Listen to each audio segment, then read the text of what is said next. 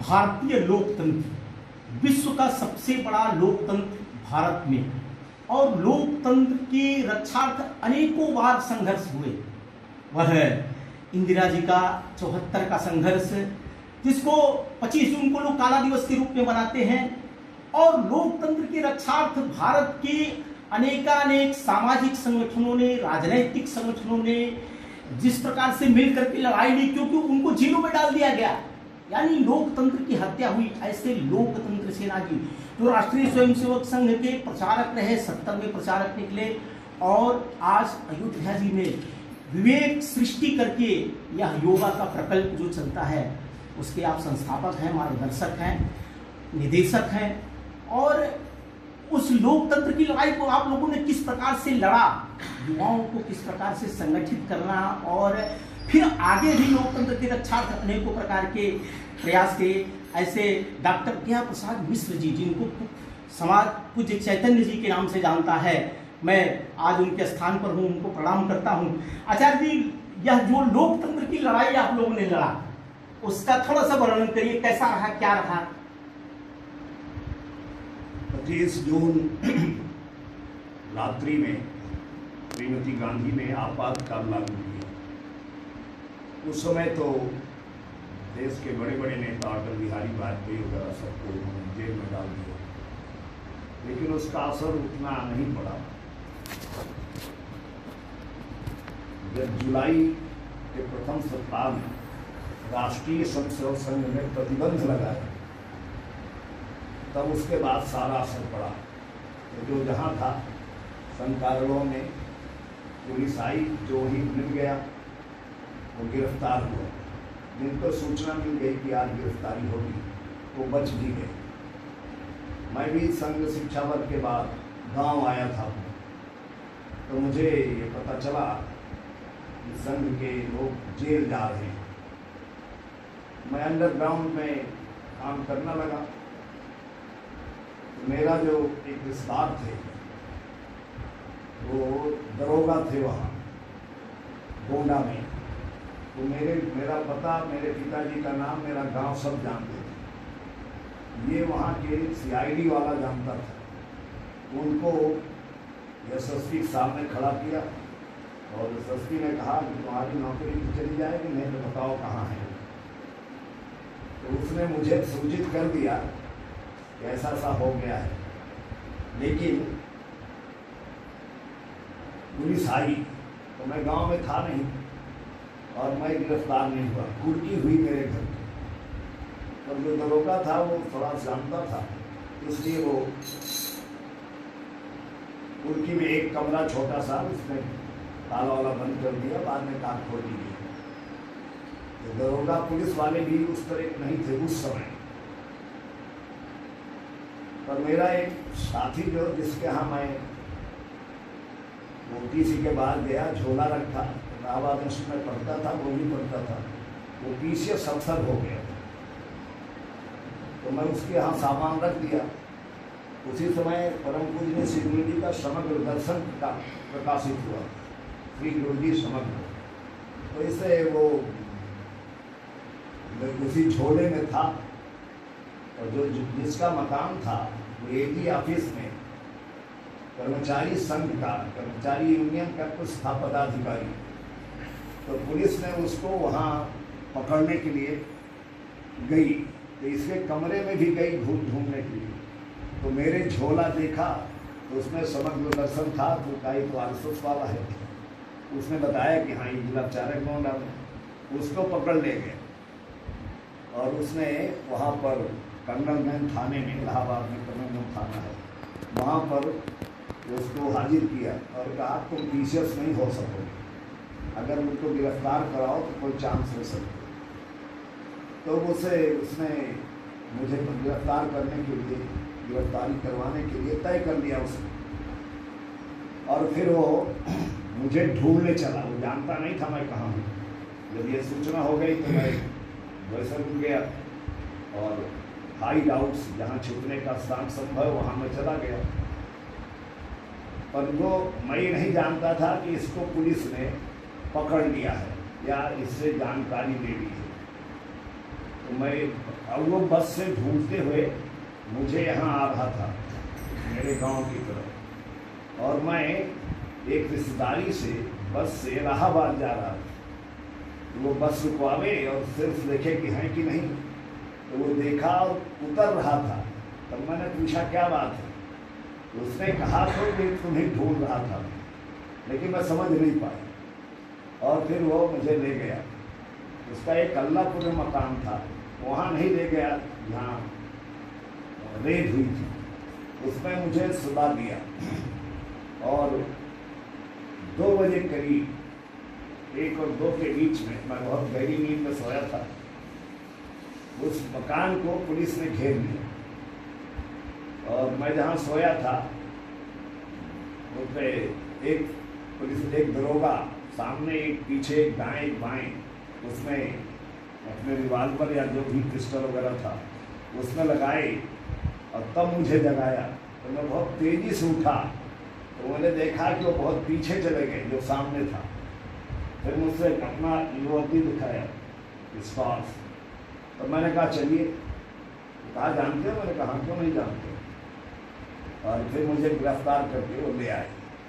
वहाँ एक मुसलमान जो था वो रोजा कर रहा था, और फिर मुझे उसने बताया कि अभी यही आए थे यहाँ, यही बुला के ले गए पुलिस को, इसी ने पकड़ा दिया। तब मुझे पता चला कि मैं गिरफ्तार कराया गया। बहरहाल फिर वो CID वाले ने उससे बातचीत किया और वो चला गया, और फिर मैं नैनी सेंट्रल जेल गया। राजनैतिक गतिविधियों के साथ साथ प्रेस पर भी प्रतिबंध था, और लोग उस समय बताते थे कि जेलों में लोगों के साथ बहुत पूछताछ के लिए, जैसे आप बंद हुए तो अत्याचार बहुत हुए, कुछ इसकी घटनाएं ऐसी? जेलों के अंदर तो अत्याचार जहाँ मैं था वहाँ नहीं था। जब कोई मांग वगैरह करते थे तब जेलर वगैरह उनको आंदोलन करना पड़ता था, कहीं B क्लास के लिए, कहीं इसके लिए। पर जो बाहर मिल जाते थे उनको काफ़ी टॉर्चर करते थे, ऐसे सब जगह टॉर्चर करते पुलिस वाले। जब जनता समाचार छप के बंटने लगा तो उसको हम लोग दे देते थे। 15 दिन में एक समाचार बुलेटिन आती थी, और उसको सब लोगों के यहाँ पहुँचा देते थे। तो जल्दी उसको छूते नहीं थे लोग, और फिर इस तरह ले जाना पड़ता था कि वो अकेले ही हो, देखे, और फिर जाके चुपके से पढ़ते जरूर थे। तो इस तरह बाहर अत्याचार ज़्यादा थे। कोतवाली पकड़ के ले आए तो बहुत पिटाई कर दिया, पूछताछ के लिए बहुत मारा, परेशान किया, या वहाँ पकड़ने में, और या पकड़ में नहीं आए, दौड़ बाहर हो गए, पुलिस को चकमा दिया, तो उनको जरूर काफ़ी पिटाई से लेकर कुछ भी कर सकते। इस आंदोलन को JP मूवमेंट के नाम से लोग जानते हैं, और कहा जाता है कि यह समग्र क्रांति का आंदोलन था। आपके संबंध नानाजी देशमुख से भी रहे, इनसे भी रहे। उस समय आप बाद में गोंडा में आपने काम किया भी, तो नानाजी और इस आंदोलन और JP जी से संबंधित कुछ बातें? तो नानाजी का जब उसके अंडरग्राउंड काम की, जब वो सबसे तेजस्वी व्यक्ति माने गए, तो उसकी एक घटना यह है कि मैं डॉक्टर कुंजरू, सीतापुर हॉस्पिटल है प्रयाग में, उसके सामने उनका बंगला था। वो हाई कोर्ट के एडवोकेट थे और सुप्रीम कोर्ट में जाया करते थे। मेरे गांव का एक व्यक्ति वहाँ रहता था, तो मैं भी वहीं आके टिकता था।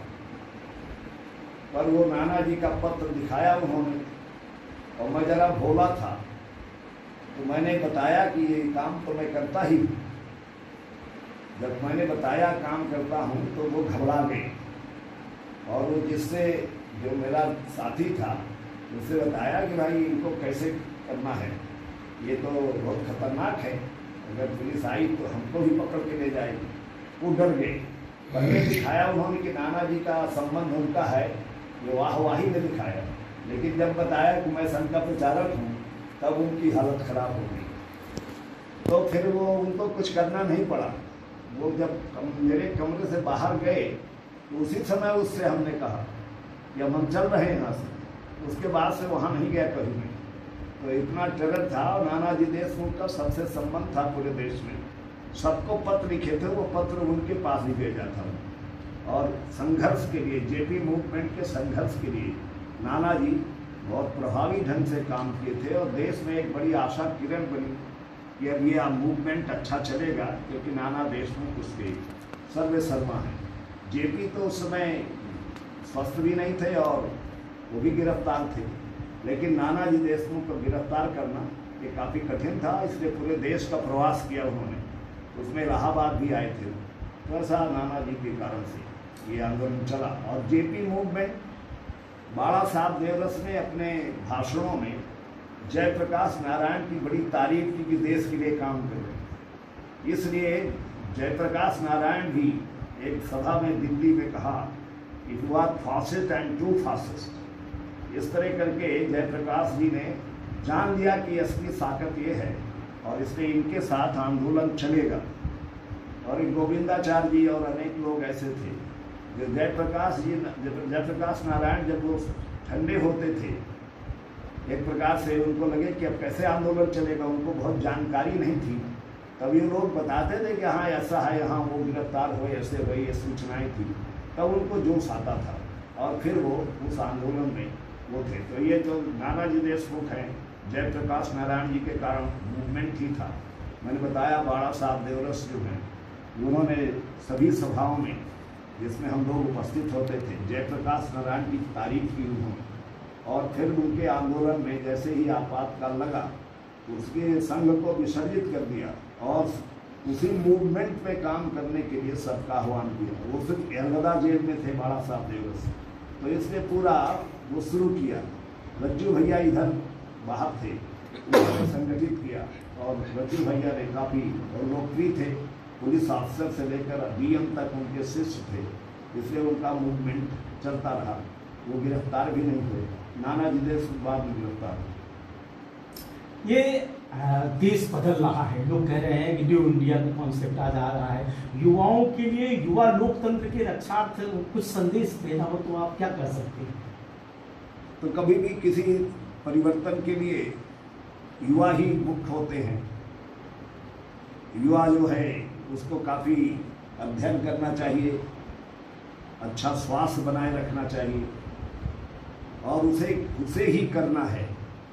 अगर युवा ने कुछ नहीं किया तो उसका इतिहास में कोई नाम नहीं रहेगा। जैसे हम लोग जवानी में काम किए तो यही सोचा करते थे, भाषण करता था मैं कि देश का काम कहाँ मिलेगा। अगर गांव में होता तो खेती करते, देश का काम। संघ का प्रचारक होने के बाद ये जयप्रकाश नारायण मूवमेंट में होने के कारण से और ये इमरजेंसी खिलाफ होने के कारण से हम लोग संघर्ष किए और उसकी कहानियाँ बताते थे, कैसे कहाँ से कहाँ गए। बहुत संक्षेप में तो भी तो बहुत लोग पीछे आ जाते थे।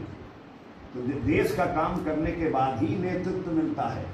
अगर नेतृत्व नहीं मिला तो देश में आप काम नहीं कर सकते। अगर आपको युवा हैं, केवल युवा हैं, इससे काम नहीं होगा। और आप देश के लिए मर मिटने के लिए तैयार हैं, काम करने के लिए तैयार हैं, दिन रात एक करते हैं, सब कुछ छोड़ के करते हैं देश के लिए। तो मैं यही कहूँगा कि सब कुछ छोड़ के देश के लिए करने से ही युवा माना जाएगा।